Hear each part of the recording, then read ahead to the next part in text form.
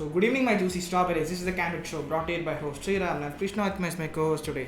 So, today we'll be talking about a topic called imposter syndrome. So, I came across this topic kind of like yesterday, I think so. I saw it on a random Instagram post, and I've heard a lot about this term or kind of like this.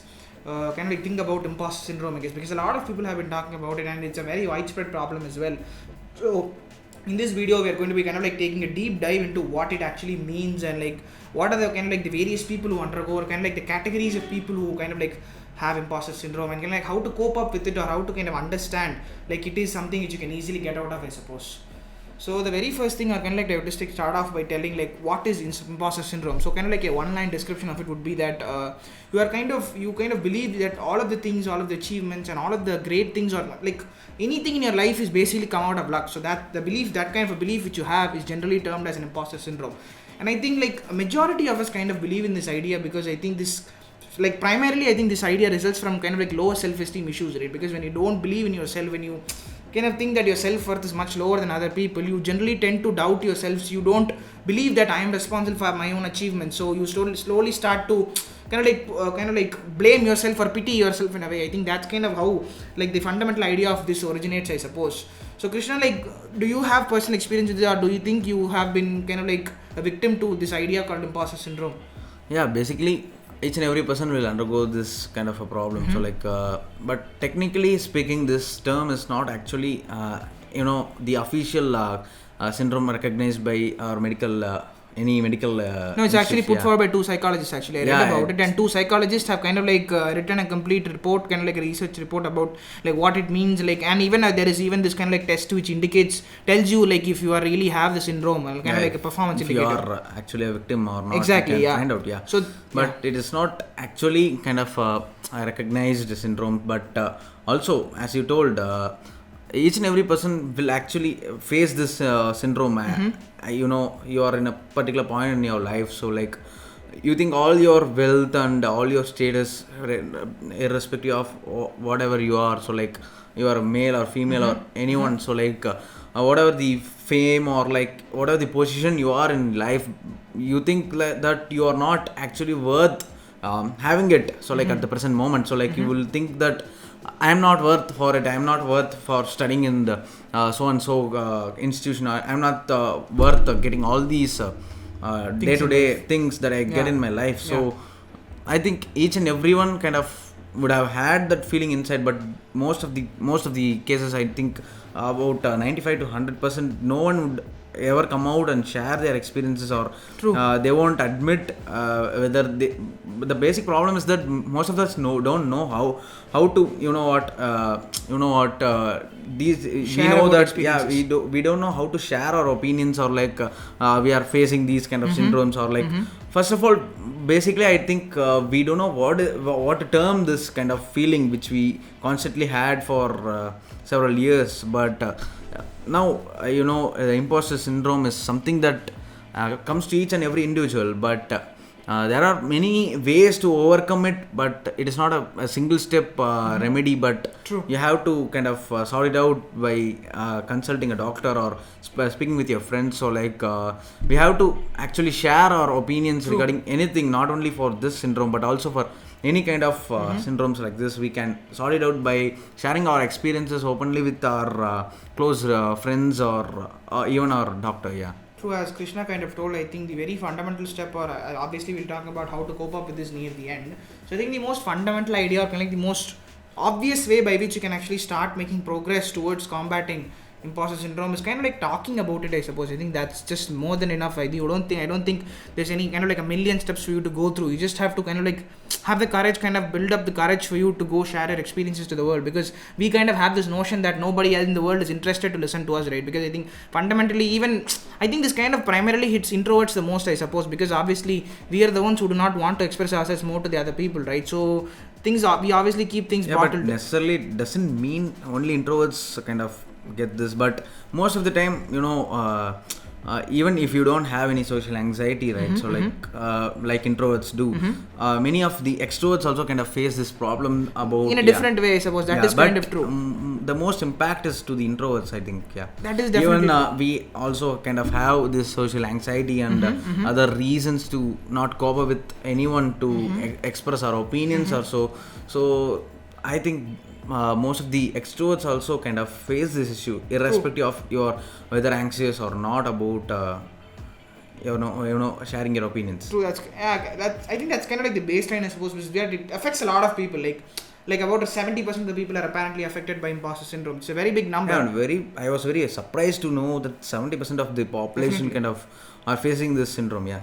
Most of it does not even, and probably this is the things which is going to report it, right? Because some of these incidents might not even get reported, so the numbers might be even higher than we're thinking. So the next thing which I want to talk about is kind of like the categories of people who kind of come under this idea of imposter syndrome. So there are like 5 or 6 categories. So the very first category, I think, is something called as perfectionist, right? So perfectionists ideally have this impression that they have to complete 100% of everything. Like they have to finish every single thing. They are not satisfied with whatever they have. If, for example, if they've completed like 99% of the task, they'll still be worried about that 1%. They'll still think that 1% is something for which I should blame myself. So those are the kinds of one kind of people some people call as perfectionist. So I'm kind of an example of perfectionist actually, because even though I completely finished the work, I still care about that 1%, and that 1% is enough for me to pull myself down and to kind of hurt myself, I suppose. And there's like another category which is called as experts.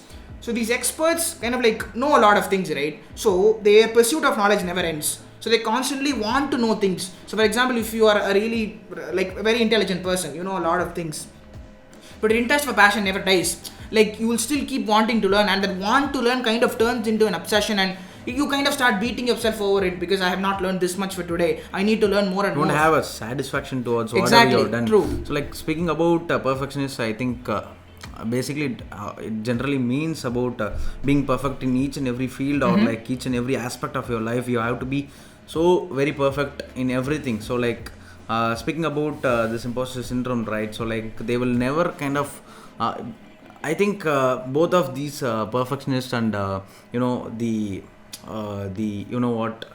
perfectionists and other kind of the victims kind of falling under this category, kind of they can come under a same bracket, I think so, because of they won't have a satisfaction of whatever they do. So like whatever they achieve in their life or whatever they learn, they would think that I haven't learned enough to be perfect. So like to be an expert, I think the perfectionist and the expert kind of comes under the same bracket, I think so. Yeah. True, as Krishna told, I think it's not being satisfied with what you do is something which every single human being in this world, I think, undergoes. It is just, I think, part of human nature to be greedy, to be wanting more and more out of yourself. Like you have to be constantly churning out like a machine, but we just don't realize where to place the limit sometimes, I guess. So kind of like the another type of people, or the next kind of category of people, are kind of called as geniuses or natural geniuses. So this kind of term means that you are obviously good at a lot of things, a lot of skills come to you naturally, but sometimes when you have to work towards some of those skills, like you have to put in like some sort of an effort to achieve some of those things, you kind of feel that you're not on par with other people. Even though you do have this ability of learning things extremely faster than other people, you still have to put your effort to learn some of the other skills in which you aren't very familiar. So working towards that skill might can give you this kind of idea that, oh, I'm not good, oh, probably I shouldn't deserve this, I cannot complete even this, so probably blaming yourself again. The cycle kind of keeps repeating over and over, but only in different cases, I suppose. And again, the most common type of category, I suppose, is something called as soloists, or this kind of category means that they do not ask for any help whatsoever. Probably something like us, maybe. Not asking for help on any kind of case, kind of bottling it up within yourself, trying to beat yourself up over and over again, not being able to share it. I think this is the most popular kind of the most common category, I suppose. Kind of the thing called as soloists, I guess. So the very last category are something called as superhumans and superwomen, exactly. So what this means basically is that they have to do everything. They literally have to do every single task. For example, this I think kind of like an elder personality can be kind of equated towards this idea, I guess, like a father or a mother. Like even though they do so much for the family, they work tirelessly, they provide for the family, etc. Even though they'll always have that one kind of this itching sensation that maybe I'm not doing my role well, maybe I should be doing more. So the constant want of keep doing more and more, I think, is the common thing which you can see across all of the things, right? The basic idea, I think, in all of these different categories of people is that never being satisfied with what you have.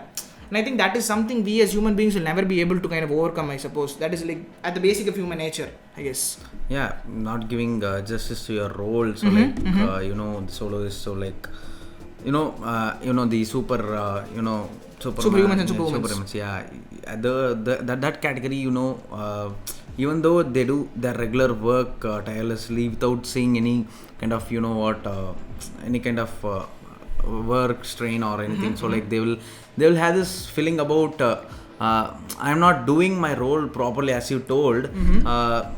So like take a man who is running a family. So like he pays fees for his child, and he also looks properly about over his financial issues, over the the daily everyday life. But he will have this feeling about I'm not doing a proper role. So like I'm not even satisfying my fellow humans. So like that feeling every individual, I think, will come across. Yeah, definitely. As Krishna, I think that's like at the base of human foundation is to kind of always have this insecurity in you. Even though how much ever confident you might be, there's always that prickling sensation deep inside to be constantly do more, constantly do better, I suppose.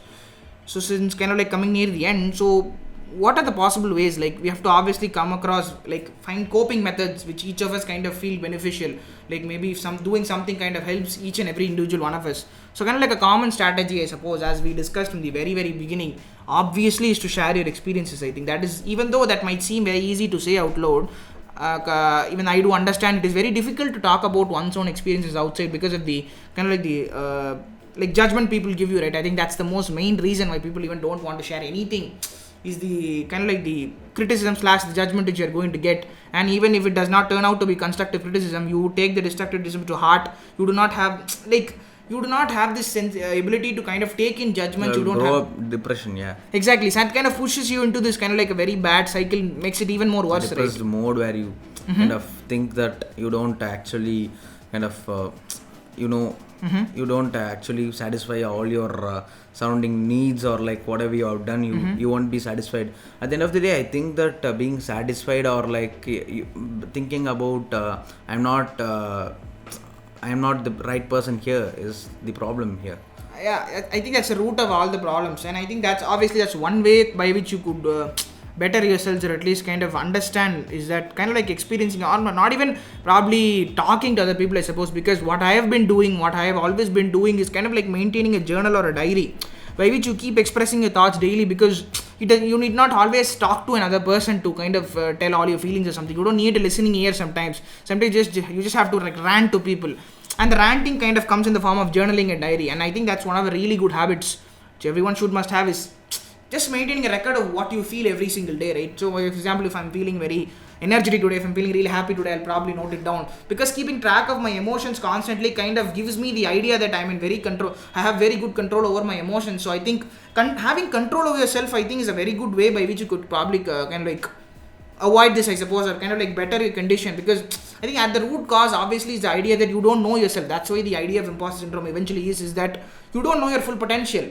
So we constantly keep writing what happens every day. If you constantly keep writing how much work I've done today, kind of like keeping a daily record of what you're doing, I think that should really really help you in case of combating imposter syndrome, I guess. Yeah, that really helps. But speaking about volunteering yourself to speak with others and express your opinions, right? So like, even if some person having this problem of imposter syndrome, right? So like you consider that they are volunteering themselves and talking with their friends about their situation. So like even if they do so, I don't think the consulting with a doctor or someone is kind of practically possible with each and every individual. But yeah, I think that is most of the people will feel shy, or like they will be having this fear of other people kind of they will judge you by your opinions that you share openly. So I think volunteering with a friend itself is a very difficult task for most of the individuals to do. Yeah. So yeah, I guess so that's kind of like the idea of kind of like the basic idea of what it means, what imposter syndrome means, what it kind of like the different categories of people who have imposter syndrome. Maybe two or few more ways. That I think that's all we could think of. We are not very trained professionals, so we cannot suggest an array of tips. But obviously there are some ways by which you can understand. There is a lot of articles on Google. You could go through it, and if you feel like you're having this idea of imposter syndrome, there are ways you can get better. There are a lot of techniques, a lot of coping methods. Even you might have some coping methods for yourself. So it is something which everybody can get out of. So I guess that was our aim for this this episode. And I suppose. also a last point to mention, but that kind of if you face someone, or if you kind of talk with your friends or your day-to-day life, right? So like I think imposter syndrome can be overcome by kind of giving a constructive criticism for each and every individual. True. Whatever the mistake they do. True. Or like whatever they do, if you give them a positive hope about what they are doing, or like you can be criticized by, you can actually say the methods to overcome it, or like you can say what are the steps to improve on this specific field. But I think constructive criticism is something that each and every individual kind of should have with another person. So like a third person, whomever they are speaking with, family, friends, or even others. So like I think that motivating other individuals is also a very minor thing that could help overcome this syndrome. True. So I guess that will be the end of this episode. So regarding the YouTube side of things, so all of the respective links of all the channels will be given in the YouTube description. So the usual thing, we don't want to repeat the same thing. So, and regarding Spotify and Sounder, please go listen to us on Spotify and Sounder especially. We are trying to gain more listeners over there. So I'd highly appreciate it if you go and listen to Spotify and Sounder as well.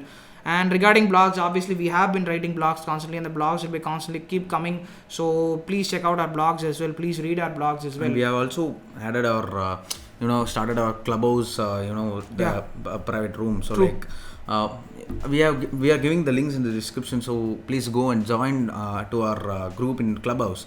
So if we get more members in our group, so like we can start a conversation where we kind of openly have a good conversation with our viewers.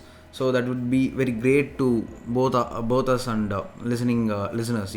That's like a good deal for both of us, I suppose. It's like a win-win situation. Even you get to probably make some suggestions and we'll talk about it, or we'll have this kind of interaction. You can also suggest topics for us to discuss. True. Or you can also say your feedback. So like coming about this feedback, you can openly share your opinions regarding our performance and the quality of our podcast. So like I think we have to develop much better, and we are deciding many ways to improve our content daily. So like we are sitting hours together and figuring out how to improve our content. So like we are getting inspired by various well-known recognized podcasters. So support from your side will do a lot of help, contribution to our content development. As Krishna told, again, feedback is always going to be helpful. I think even if it is destructive feedback, we do not mind it as much, because the problem right now is we don't have enough feedback to be able to make certain improvements in certain categories, right? We have been doing around 47 episodes so far consistently without much of a feedback. So we keep correcting ourselves for any changes. So if you really think something needs to change, or a way by which we present ourselves, our facial expressions, etc., the way we talk, any kind of change, suppose, obviously feedback is highly appreciated. So I guess that will be the end of this episode, guys. Thank you so much. Thank you.